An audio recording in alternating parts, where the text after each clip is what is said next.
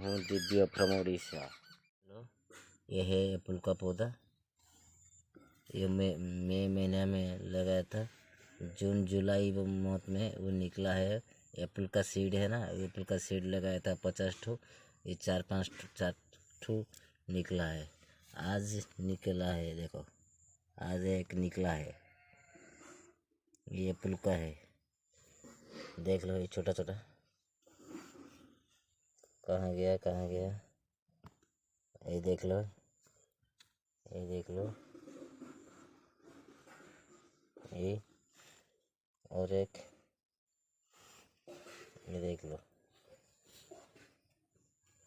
Please मेरी तरह आप भी लगाइए, मार्केट मत जाइए। प्लीज़ मेरे चैनल को सपोर्ट कीजिए। मैं नया वीडियो आपका पास लेके हाज़िर होंगे। प्लीज़ नमस्ते।